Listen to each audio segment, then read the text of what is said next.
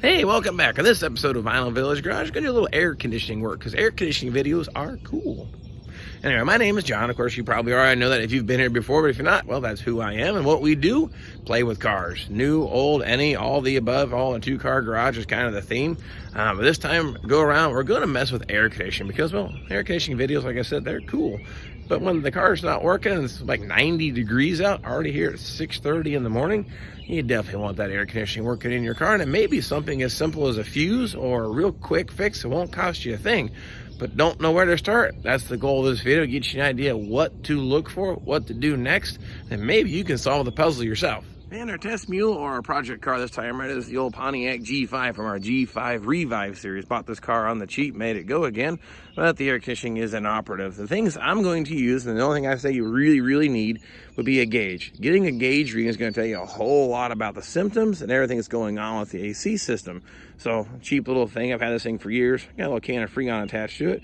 And of course, I like using a thermometer, and it's showing about 85 degrees already. Like I said, the sun's just poking up here off of the horizon, and it's already freaking hot out here. So that's what we need to do, get this air conditioning working. So where do we start? Well, the first thing we're gonna do is pop the hood, do a quick inspection, make sure everything under the hood looks good to start with. All right, let's pop the hood here, and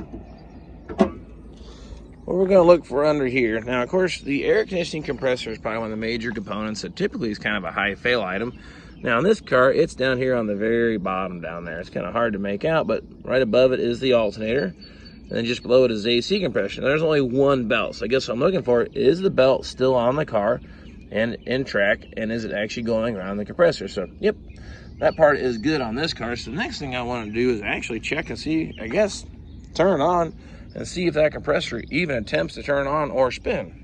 All right, here we go. Inside the car, of course, we're going to start the engine up here, but what I like to do is the old thermometer. The reason I keep that on hand is I like to throw it in the vent here, kind of give us an idea, because, you know, you can put your hand in front of the vent. Is it really cold or is it not? How do you really know if it's good or bad? Well, the thermometer is going to tell us a whole lot more of the story. If you have one of those, great. If not, your good old hand will get you an idea, but keep this in mind. I'm going to throw a lot of stuff at you quick. 20 degrees cooling, basically change in temperature, is effective. And anything more than that is bonus, but if you can get from basically 80 to 60 or 100 to 80, you're doing about as good as the car is designed to do. But you can get colder, but a minimum of 20 degrees is what I consider acceptable. So let's go ahead and start this thing up. Turn the AC on here, bam, hit it in your face. Turn the fan on to something, and look, the AC light comes on. So electrically, I think we're okay probably on our switches because they have that response. So let's go poke our head on the hood and see if that compressor's turning.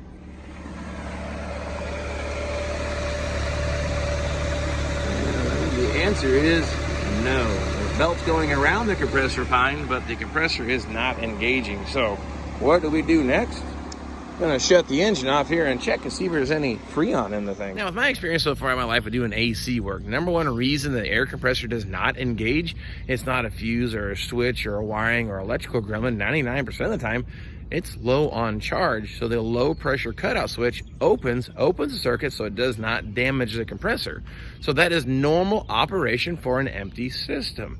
How do we check that? Well, that's the point of the gauge here. We're going to throw the gauge on here. Anything above 20, 25 PSI should be more than enough to close that switch and engage the compressor. So if I slap my gauge on here, I got no pressure. That's the reason our compressor is not engaging. But if I do put the gauge on and it pegs 30, 40, 50 PSI, I've got electrical gremlins. That's a whole nother video for another day. So we're going to hook this up, see what kind of pressure we have, and see if we can figure this thing out. Now, you might be asking yourself, where the heck does the gauge plug into? Now, all AC systems have two service ports, high side and low side. These actually hook onto the low side. This is a quick connect fitting. Now, the really nice part is but I don't want to say make them idiot proof. That's not nice, but they make them kind of idiot proof. They don't fit. They have different size fittings. You can't force this on the wrong one, so you can't get it wrong. Sometimes the problem becomes, where are they at? Now, this one here, they look like this. This is actually the high side fitting. Now, I know that because the line's a little bit smaller and where the location is. So where the heck's the low side fitting? Well, I can tell you on this car, it's hiding underneath this plastic engine cover. Take the oil cap off, rip the cover off, and put that there for safekeeping.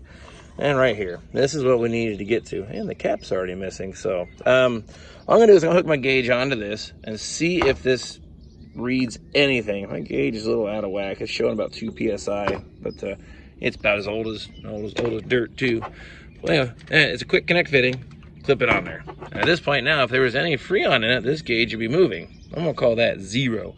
So our problem is this car has no Freon in it, is why I'm gonna say my compressor is most likely not engaging. So this little handy dandy can on the bottom, well, that's part of the whole deal. We're gonna put a little Freon in it here and see if we get this gauge to start reading and get the compressor to kick on. Okay, to add Freon to the system, pretty simple actually. You got your quick connect on here, on your Freon can, you got your gauge on it.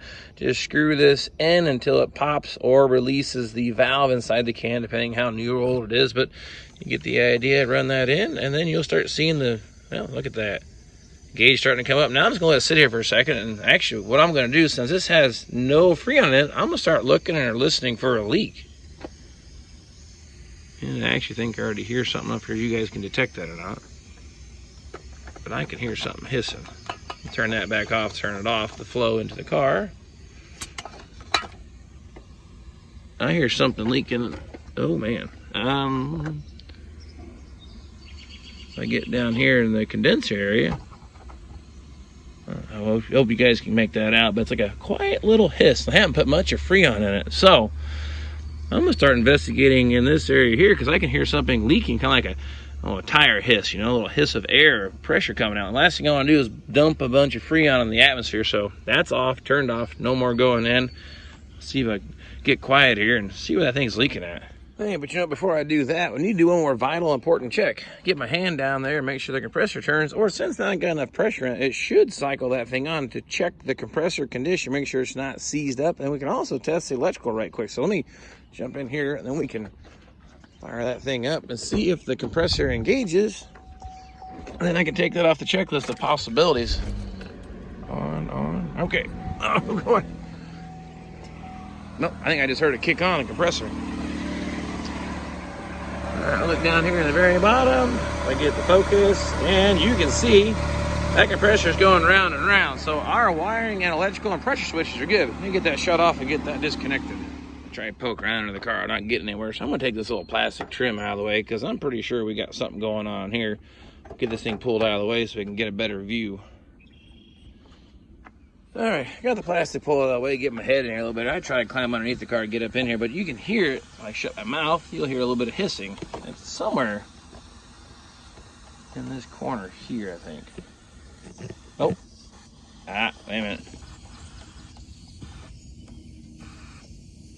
Well, like shit has never worked before, but there's a big old hole in my condenser. So looks like before I get the old G5 Revive with working AC, I need to go acquire me a new condenser. Now, of course, we got a little TV magic. It's just as simple as this. Check this out. A condenser and 2 more cans of cold juice to make this thing happen. So the next thing is get that thing installed. Just in case you're wondering how to change out a condenser, at least on a G5 or a Cobalt, whatever, they're all about the same. There's the condenser is the piece here in the front. We established it has the hole. Probably gonna take the hood latch out of the way because it's just not gonna clear. We're gonna bring the thing out the top because, well, I don't want to jack the car way up. And the other thing we've got is just 2 bolts. There's a bolt here on the side, and then you got the lines over here coming in here from the side. Those are the lines there from the compressor. So get the lines off it, the 2 bolts out of it, and slip that dude out of the top.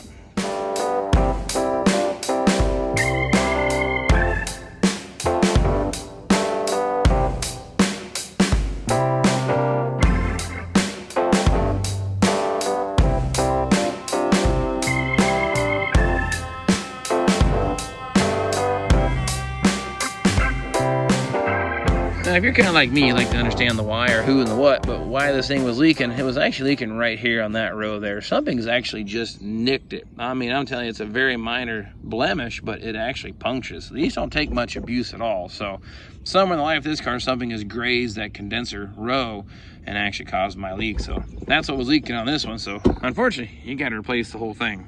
All right, well, I got the condenser all installed, and I'll tell you what, it's actually very hot out here. For those who know me, I don't normally sweat a whole lot, and this is just absolutely ridiculous. So back to where we started from. Now I'm gonna put some more Freon in this thing and see if it'll stay in there this time and make some cold air.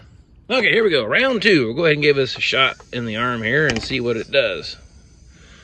Gauge is picking up a little bit of pressure. I don't hear the hissing here. I do hear some Freon going into the system, but I don't hear that awful leak sound of it actually just dumping everywhere. I'll let this sit for a few minutes. I'll probably start it up to draw the rest of that can in, but I got a couple other cold make it happen or juice cans here. Make it a whole lot better, because it's not going to work with just the one, but that should be enough now. I guess we keep looking for leaks, but so far, so good. All right, something else kind of keep in mind. There's these tags. It shows how much Freon goes in the car. And as you can see, this in here, it says 0.9 pounds. So basically 16 or just under 16 ounces. That can, I leaked out some of the atmosphere. So I'll finish putting that one in. And only one more can. They get me really close to the right charge amount. Then we'll watch the gauge and we'll use our thermometer to make sure it's working. But I think we're going to start up, see if I can draw that down. And I'll hook one more can up. And that should be pretty close to charged. And then hopefully I can sit inside here and cool off, because I'll tell you, it's just way too hot. On. All right. So we're going to use a thermometer here to get the camera to focus. I can't even get the focus. Okay, we are at 83, so we're going to show that in the vent. So it's starting to make some cold air, but we still can get that other can put in there. So let me get that put on, and we'll see if we can get this thing down. Because we started about just over 90 degrees. So if we can hit 71 or 72, I'd say we're doing pretty good. Okay, we got the second can put in, running is at about 36, 37 PSI, which being that it's almost 90 degrees today, that's not too bad. It might be, like I say, I'm gonna call it good. Let's go check the vent temperature. As long as I got somewhere in the 70s, we're gonna call this thing good. Okay, and our vent temperature is, let's check this out, about 61. So I'm gonna call that success.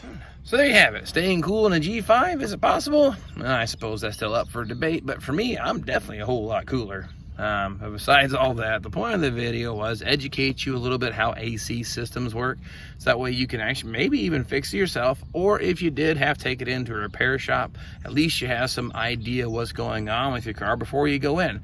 That way, like in this case here, it had absolutely no Freon on it. We had a massive leak. Okay, we were able to find that and fix it, but let's say if it was just compressor was engaging, the gauge reading looked okay but wasn't cold anymore, and you took it to the shop and you go in there and they say, hey, you need a new compressor, you need a bunch of new parts, but these are all things you've already verified were good. Well, before throwing down a bunch of money to those guys, I'd probably go and get another opinion before I went in, because you've already educated yourself that most of those components are probably okay. So that was kind of the point of the video. Maybe a couple quick tips that you can fix it yourself. If not, now you're educated before you take it into the shop to what your car might need, or at least then you can tell whether they're being honest or not. I hate to say that maybe some shops aren't necessarily the most genuine or honest, but it happens. So now you're educated, a little smarter, and of course now I'm staying a whole lot cooler. That's the part that I like. And of course maybe this will help you be a whole lot cooler whatever you drive. That was the point of the video. I'm gonna get the heck out of here though, because it looks like it's getting ready to storm. It's probably why the humidity is off the charts today, and get my toys and tools cleaned up. And of course, if you guys got any ideas for any other videos or something you'd like to see, anything automotive related, like I said, doing this for over 25 years of playing cars, love to share the knowledge experience, or sometimes I like to say it just like this, how not to do it. So I've said enough. Appreciate you following me on the journey. I'm gonna get the heck out of here, and we'll catch you guys next time.